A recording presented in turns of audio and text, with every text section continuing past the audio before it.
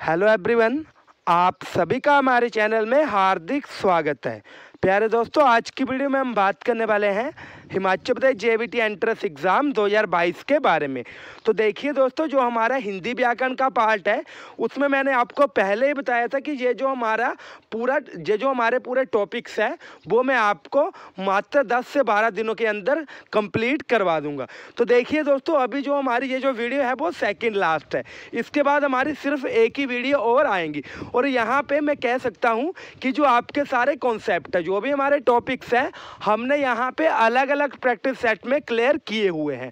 अगर आपने वो वाले अभी तक जो प्रैक्टिस सेट है वो नहीं देखे हैं हिंदी व्याकरण से रिलेटेड, तो आप सबसे पहले उनको जाकर देख सकते हो। तो देखिए दोस्तों, इसी चीज़ को कंटिन्यू रखते हुए मैं यहाँ पे आपके लिए जो हमारे हिंदी व्याकरण के 10 टॉप मोस्ट क्वेश्चन हैं उनका प्रैक्टिस सेट लेके आया हूँ। दोस्तों यहाँ पे मैं एक चीज़ आपको पहले क्लियर कर दूँ, ये जो हमारी वीडियो है उसमें हम 2-3 जो हमारे कॉन्सेप्ट्स हैं उनको भी क्लियर करेंगे। तो वीडियो इंफॉर्मेटिव होने वाली है, वीडियो में शुरू से लेकर एंड तक बने रहें। तो यहाँ पे आप देखेंगे दोस्तों, सबसे पहला क्वेश्चन क्या है, राम ने रावण को तीर से मारा। ये जो हमारा वाक्य है इसमें कौन सा कारक है? कारक की मैं आपको डेफिनेशन बताता हूँ।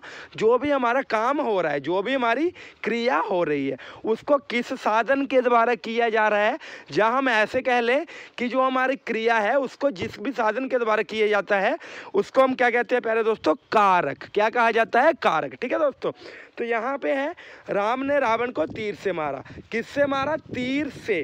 तो यहाँ पे जो हमारे कारक है, आप उनका जो चार्ट है यहाँ से स्क्रीनशॉट ले सकते हो। क्या लिखा गया है? कर्ता ने कर्म को करण से के द्वारा संप्रदान का के लिए हेतु निर्मित वास्ते। ठीक है, अपादान से अलगाव संबंध का की के रारी ना नी ने। ठीक है, आगे क्या है दोस्तों? अधिकरण। अधिकरण में भीतर पर ऊपर। आगे है संबोधन, हे हो अरे ए रे। ठीक है दोस्तों, ये जो चीज़ें हैं यहाँ पे अलग अलग कारक में आती हैं।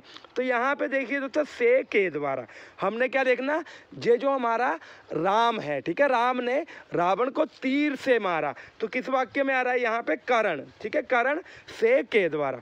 तो यहाँ पे जो हमारा कारक है प्यारे दोस्तों क्या आ जाएगा? करण। ठीक है दोस्तों, तो यहाँ पे जो हमारा कारक है कौन सा आ गया? करण। सेकंड है पेड़ से पत्ते गिर रहे हैं। अभी हमने पढ़ा यहाँ पे अलगाव हो, वहाँ पे कौन सा हमारा कारक आता है? अपादान। कौन सा आता है? अपादान। ये जो हमारा फर्स्ट ऑप्शन है वो सही है।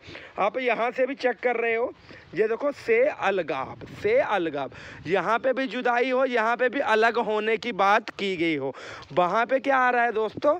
अपादान। ठीक है दोस्तों, उम्मीद है आपको ये जो कॉन्सेप्ट है वो क्लियर हो गया होगा।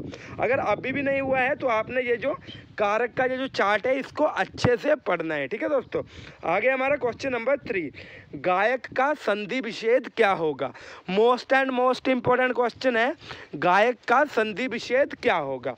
तो यहाँ पे इस क्वेश्चन को सोल्व करने के लिए मैं आपको 5 सेकंड का टाइम देता हूँ। गायक का संधि विच्छेद क्या होगा?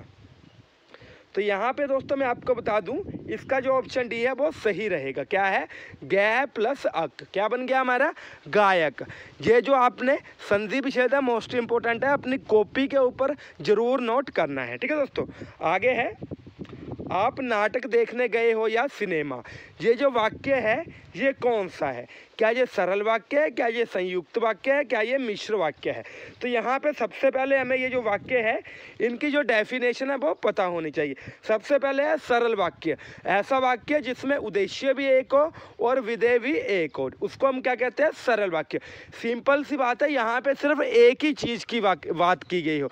जैसे मैं दौलतपुर जा रहा हूँ, मैं हमीरपुर जा रहा हूँ, मैं भद्रकाली जा रहा हूँ, मैं पढ़ रहा हूँ, इसमें सिर्फ एक ही उद्देश्य है, एक ही विधेय है। तो ये जो हमारा वाक्य है कौन सा आ गया पहले दोस्तों? सरल। ठीक है दोस्तों, आगे हमारा संयुक्त वाक्य। संयुक्त वाक्य में क्या बताया गया है? 2 या 2 से अधिक वाक्य आपस में जुड़े रहते हैं और इसको याद रखने की ट्रिक क्या है? इसमें योजक शब्द जुड़े रहते हैं। योजक शब्द कौन से यहाँ पे हमें बताए गए हैं? और, लेकिन, किंतु, परंतु, एवं, तथा, या, अथवा, इसलिए, फिर भी, पर, अतः, तो, नहीं, तो ये जो चीज़ें हैं दोस्तों, ये हमारे कौन से वाक्य में आएगी? संयुक्त वाक्य में। ऐसा वाक्य जिसमें दो हमारे दो वाक्य हैं वो आपस में जुड़े रहते हैं, उसको हम क्या कहते हैं? संयुक्त वाक्य। अभी हमारे पास यहाँ पे क्या कौन सा क्वेश्चन आया है? आप नाटक देखने गए हो या सिनेमा। ठीक है दोस्तों, तो इसके लिए हमें जो हमारा तीसरा वाक्य का प्रकार है उसको भी जानना जरूरी है। क्या बताया गया है? मिश्र वाक्य। दो या दो से अधिक सरल वाक्य या संयुक्त वाक्य जिसमें आपस में जुड़े हो उसे हम क्या कहते हैं? मिश्र वाक्य। यहाँ पे कौन से योजक चिन्ह प्रयोग किए जाते हैं? कि, जिसे, जो, वह, जितना उतना, जैसे वैसे, जब तब, जहाँ कहाँ, जैसा वैसा, यदि तो, अगर तो। ये जो हमारे योजक चिन्ह है, ठीक है, जो योजक शब्द जो है वो कहाँ पे यूज़ किए जाते हैं? मिश्र वाक्य। तो यहाँ पे आप इनके नोट्स बना लेंगे कि मिश्र वाक्य में कौन कौन से योजक शब्द यूज़ किए जाते हैं और ये जो हमारा संयुक्त वाक्य है इसमें कौन कौन से जो शब्द है वो यूज़ किए जाते हैं। लेकिन दोस्तों यहाँ पे हमारा क्या दिया गया है?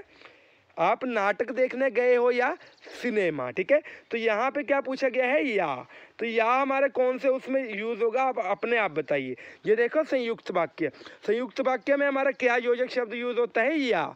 तो हम यहाँ से कह सकते हैं ये जो हमारा वाक्य है कौन सा है दोस्तों? संयुक्त वाक्य। कौन सा वाक्य है? संयुक्त वाक्य। क्वेश्चन नंबर 5 है, वह अमीर है फिर भी सुखी नहीं है। ये कौन सा वाक्य है? वह अमीर है फिर भी सुखी नहीं है, ये कौन सा वाक्य है? तो यहाँ पे देखिए दोस्तों, आपने एक चीज़ नोट की होगी कि जो हमारा मिश्र वाक्य है उसमें क्या बताया गया है? कि, जिसे, जो, वह, जितना उतना, जैसे वैसे, जब तब, यहाँ कहाँ, जैसे वैसे, यदि तो, अगर तो। ठीक है, तो यहाँ पे क्या बताया गया है? आप यहाँ से एक चीज़ नोट करेंगे, वह अमीर है फिर भी सुखी नहीं है, फिर भी सुखी नहीं है। तो ये आपको क्या चीज़ बताई गई है? फिर भी। तो यहाँ पे कौन से उसमें आएगा? संयुक्त वाक्य। क्योंकि हमने पहले मिश्र वाक्य देखा तो मिश्र वाक्य में ये जो फिर भी है वो नहीं आता।